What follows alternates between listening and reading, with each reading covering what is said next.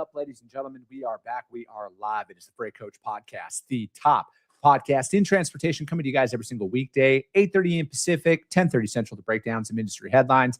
But most importantly, you guys provide some actual insight into what you can do with all of this information. If this is your first time tuning in, welcome. This is the real side of freight, ladies and gentlemen. And I do say that before every single show. And what I mean by that is I only speak with transportation professionals, because at the end of the day, I want to talk to the right individuals who have done what you're looking to do or who are currently doing what you're trying to achieve, so you can take that information, apply it, utilize it, and see a meaningful difference in your business and your life. Happy Monday, everybody. I got a very special guest for you guys. I'm going to bring him up here in just a minute. You guys know what we got to do. We got to jump in right away to This Week in Freight, powered by my friends over at DAT. Again, you guys, this is a 3 times a week lane analysis. All right. We break down vans, reefers, flatbeds. And I'm not going to sit here and tell you guys what to quote. I'm just trying to teach you guys how to read how a market actually performs. What are those stability points and how to deliver that to your customers? So today it's a dry van, and we are going Baltimore, Maryland to Indianapolis, Indiana. This is like the most stabilized lane that we've broken down here over the last couple of months. And this is also, I also want to note here, you guys, literally since May, I would say 90% of the lanes that we've broken down, at least from my perspective, have been stable. My stabilization markers, you guys, it's like a $200 rate variance. Okay. So if it's like 12 to 1400, if it stays within that, that's a stable lane in my opinion. And I like to deliver that out there to my customers, right? Because like, I don't like selling on fear. I don't like selling on instability and market volatilities and everything else, because I feel like that portrays to your customers you don't actually have any substance to add to the relationship out there. So first things first, no matter what, I always look at the miles. And like 90% of the lanes that we break down, I would say like, hey, 500 or like 1,000 miles or less on a Friday is not, you're going to see a higher price point. This is one of those rare instances. And I say this because I've moved East Coast to Midwest freight just as much as any lane out there. This is one of those lanes that I don't think you're ever going to have a shortage of capacity on, even for a Friday to a Monday. This is a great next day run for most drivers that are out there. And this gets a lot of those Midwest drivers back. So you're going to never see a drop in capacity on this lane like you might on others. Yeah, you might pay a little bit more on a Friday to a Monday, but this is probably going to get the exact same price 5 days out of the week. Now, again, I always like to preface, I could be wrong, but the amount of times that I've moved this specific lane, there's never been a shortage of capacity that's out there. And, again, from a stability standpoint here, you guys, this has stayed within that since May. All right. So May and June, July, half of August, we're well over the 90-day mark here. And we're still within about like $100 from that point. So again, if you're out there and you're moving this lane, or if you've never moved this lane and you got a customer who's coming to you with this, I don't think you're ever going to have a shortage of capacity on this lane. Your rate is probably not going to jump up that much at all. I would say, I mean, if you just look at the 1 year average on here, you're within $100 in that mark alone.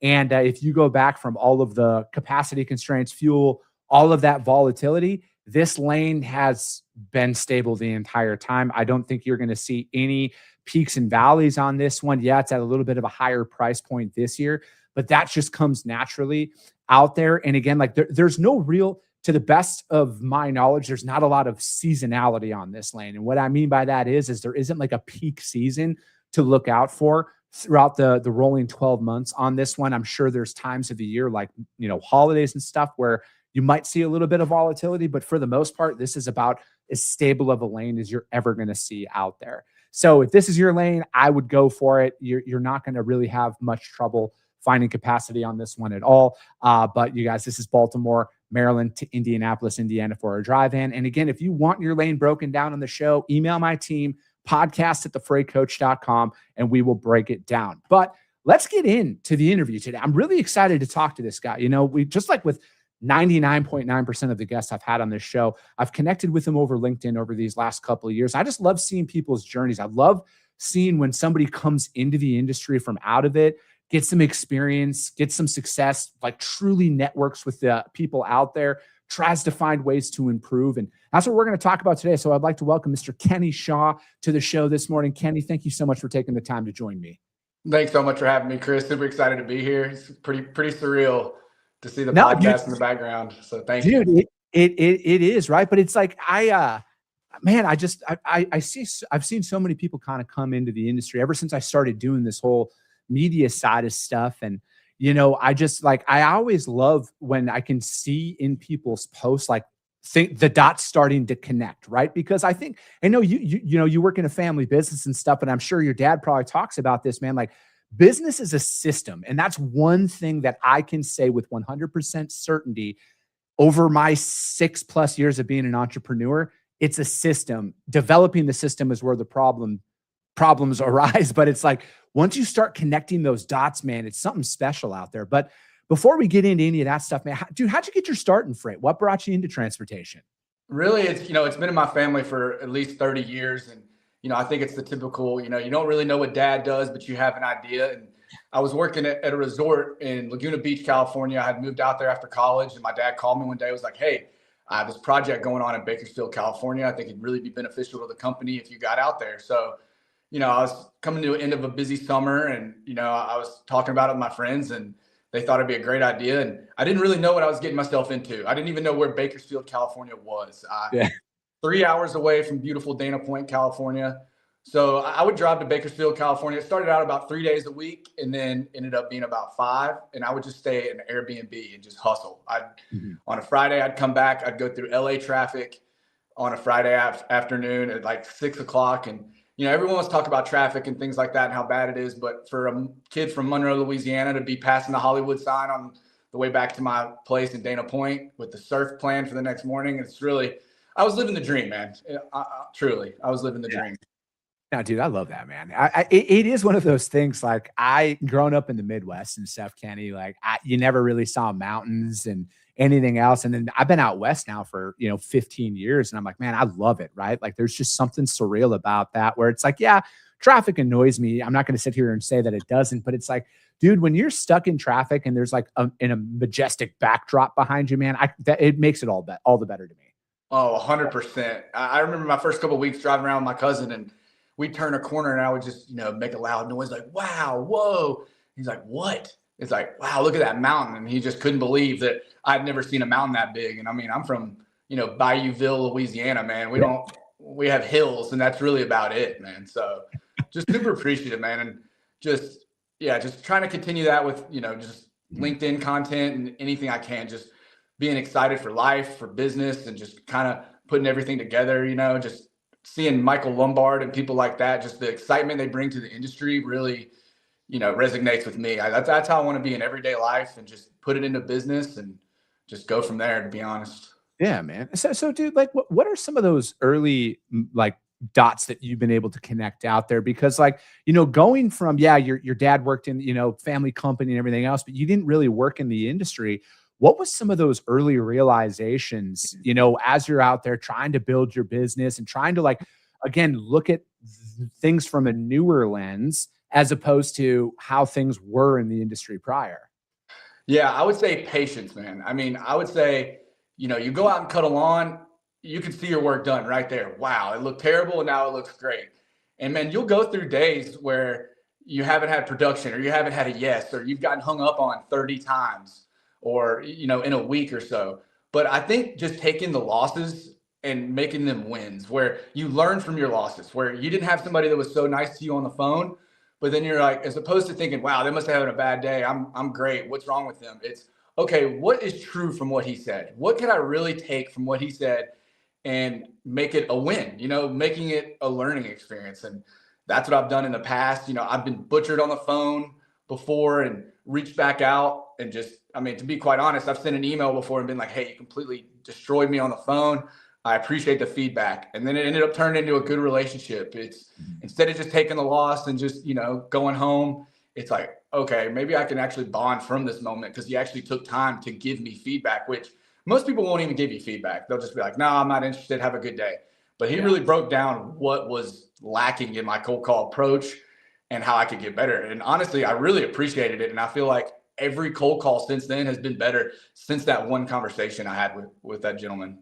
That right there is, it's funny you bring that up because it's like people are willing to give you feedback and advice if you're willing to ask for it, right? And it's like I've had so many shippers who've come on this show and like literally given out a free playbook on how you could prospect, how brokers and carriers could prospect better, be more prepared, and all of that stuff. And a lot of them will always come back and say, they're like, I get more shit when I come on your show about how I'm wrong from the broker and carrier community than I've ever thought was possible. And I'm like, it's wild considering some of these guys have 100,000 monthly shipments that come on and like talk about this stuff. And dude, your willingness to ask for feedback, I think it's such a skill set that most people never really actually develop because they do want to blame everybody else. And it's always the other person on the other end of the phone. And, I'm like, and I wasn't always this way, man. Like when I first started out in the industry, I thought I had it all figured out, right? Like I came from a family of truckers. I know the industry. Like you guys don't know shit. And when I became self-employed, when I went out there, man, like I realized at that time, like I need help. Like I'm in over my head. This is not what I had thought it was going to be. But again, I was very fortunate to be willing to reach out to people. And I was shocked at the people who were willing to give me time, give me feedback, and actually guide me through that process. And, like, dude, I remember I was like the third month after, and it was August of 2020. And I had reached out to Kevin Nolan from Nolan Transport. Dude, he gave me like 30 minutes of his time. Like, and it was the most valuable piece. It was one of the most valuable conversations I've ever had in business because it was just that, right? It was that feedback of like, hey man, I don't need that, but there are a lot of people who do. You should look at it from this perspective and that perspective. And it really helped me realign my value proposition out there to the market at that time. And, again, man, it's like, dude, that guy's the founder of multiple companies, like one of the largest freight brokers in North America. And he gave me 30 minutes of his time, all because I was willing to ask. And I think that's how most people need to approach business development, right? Where it's like in today's environment, dude, it's not just cold calling anymore, right? Like you have to be able to sell or at least be able to market yourself through multiple channels. And, you and I were talking before the show started. How has that been, right? When it's like, coming up where you're around people who've always done it one way. And then you're like, hey guys, I think we might need to start looking at it from this perspective. Yeah, it's been interesting to say the least. I mean, I remember I got onto Sales Dash CRM. Shout out to Josh Lyles. Yeah. They've been wonderful, man. They've helped me tremendously. And being able to talk to a founder is just incredible. You send him a direct message, he gets right back to you. And you're like, wow, this is the guy I've been watching on YouTube videos. But I would say, just even going off of that, it's my dad will be like, what is this Sales Dash? What do you need this CRM for? And just explaining to my dad, like, hey, I have these customers I need to call. It organizes it better for me. So it's been a struggle because you never know what you're going to, this costs this much, but what is going to be the payoff for that? It's, hey, this costs this much this month, but look how much more organized I am. And look how many more cold calls I was able to capture.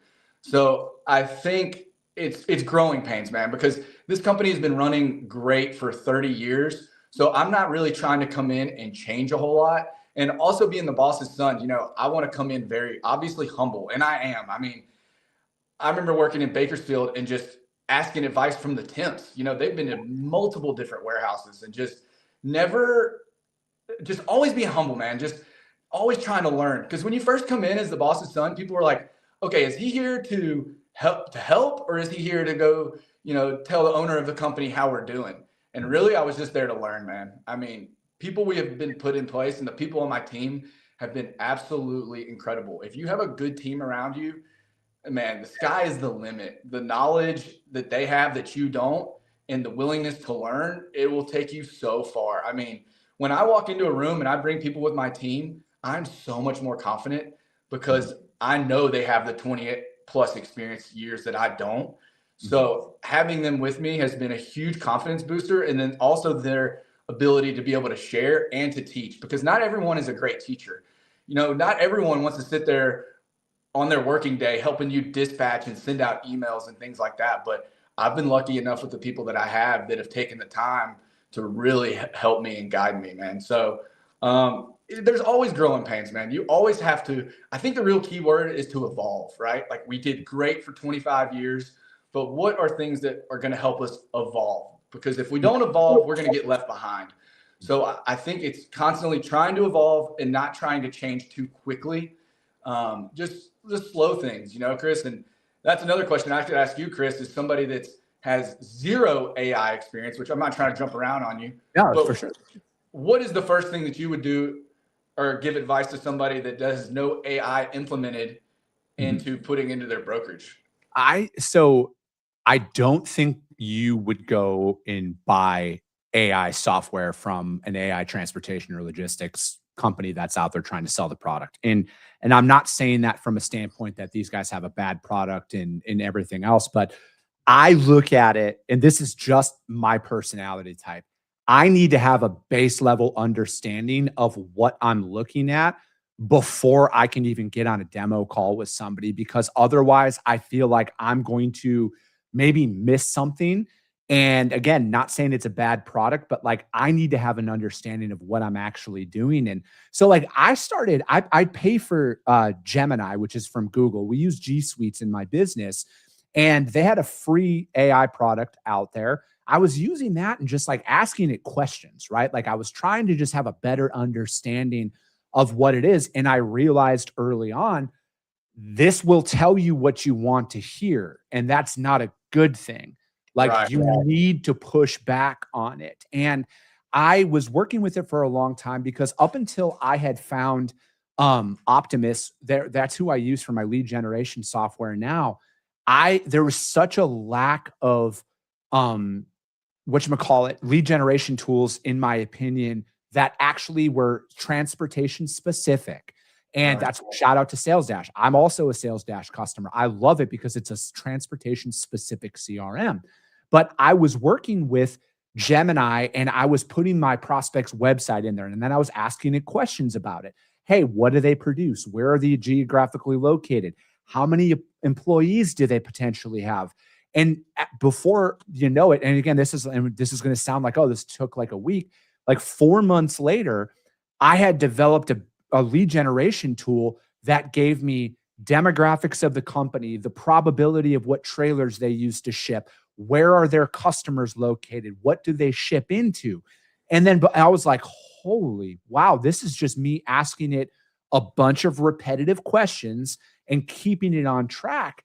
And then I'm like, this is an extremely powerful tool, because there was nothing else out there that I had found. And then again, as somebody who's bootstrapping their organization, I can't just sign up for $5,000 a month software and not think twice about it. Right. I have to look at everything, whether it costs $50 a month or $500 a month. What is the ROI? What is the runway of this? Is it going to take me 10 months to make this investment a cash flow positive investment and stuff like that?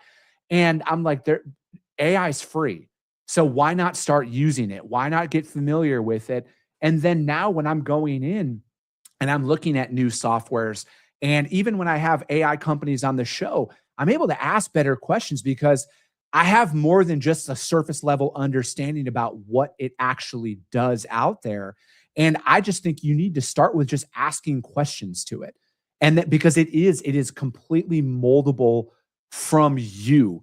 The way that I work with the Gemini program inside of my company is going to be vastly different than what somebody else does. So I would say just baby steps, right? It's just, just go ask it questions. Ask it, are you sure?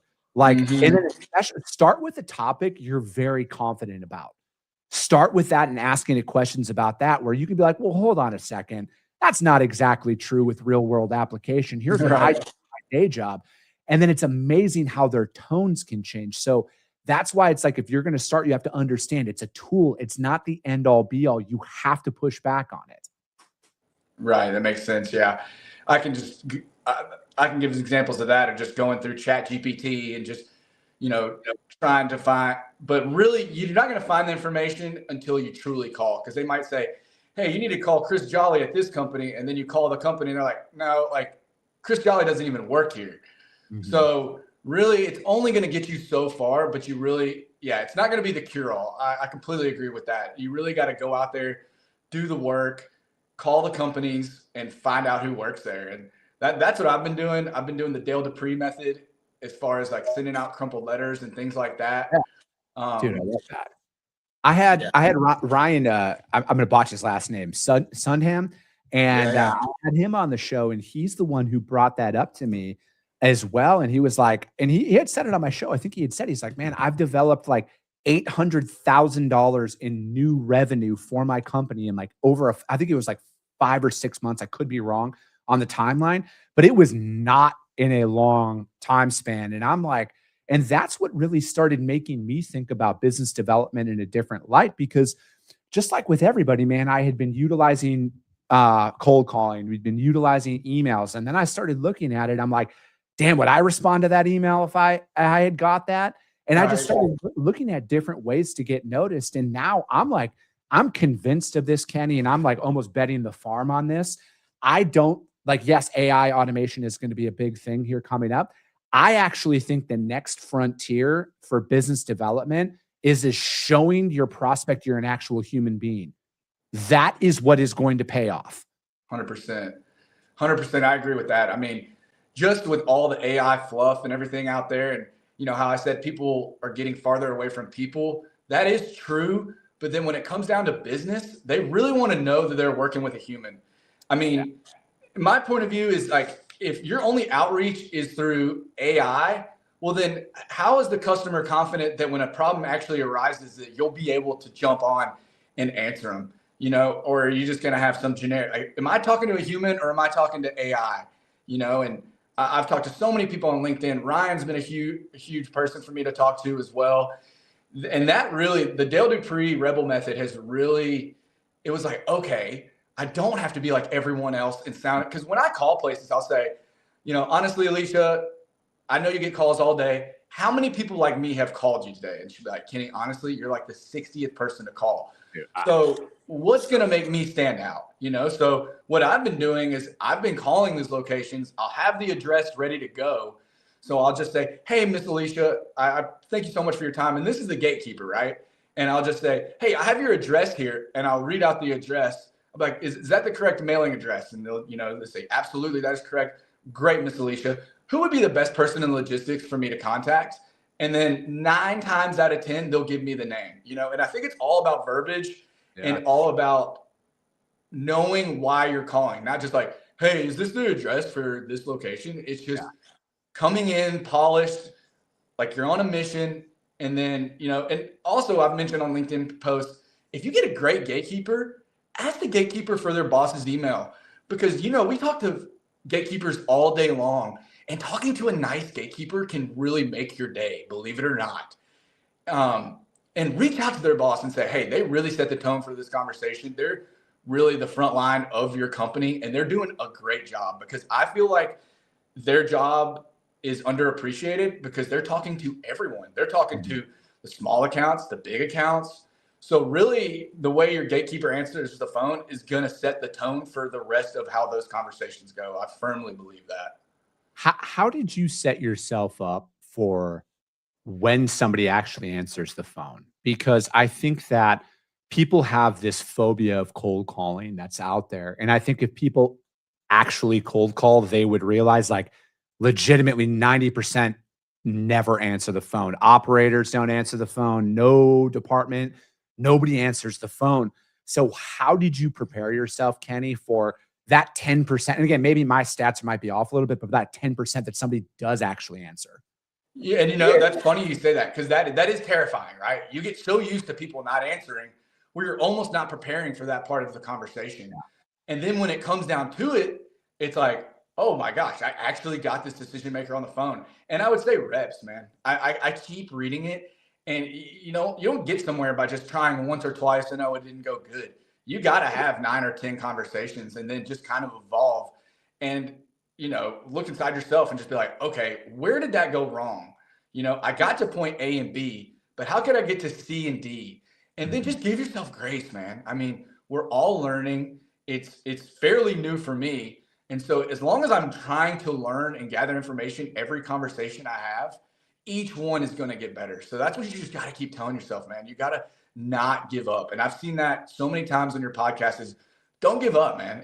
I relate everything back to surfing. It's just so many people I talk to in California. Hey, man, do you surf? Well, I surfed once and I was awful at it, so I quit. Well, of course you were awful at it. Yeah. You know what I mean? But the payoff, man, the work you put in and the payoff you get when you finally get that wave or you finally get that person to answer the phone and you get to exchange emails makes all the losses worth it. I mean, 100%. It's just, you got to put in the work. You can't expect it to happen overnight. And you just got to keep learning. You got to keep watching the Chris Jolly podcast. You got to keep talking to Dale Dupree and just keep evolving, man, and just keep your head up. Because another thing that I've realized is looking on LinkedIn, a lot of it is all my wins, but people post their losses too, man.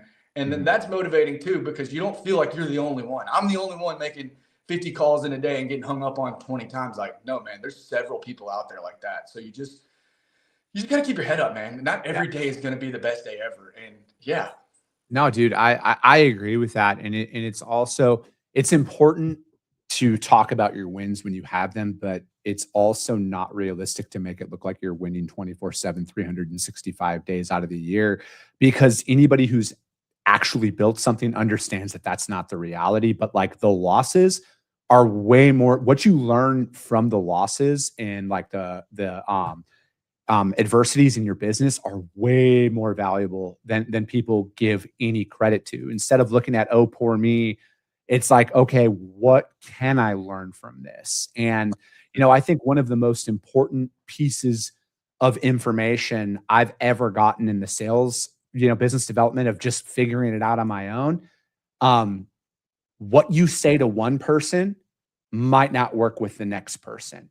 And you need to understand that, because it's funny, I've some of my friends who came on this show that are shippers, and they've asked her, like, hey man, send me your outreach, right? Like, how can I help you?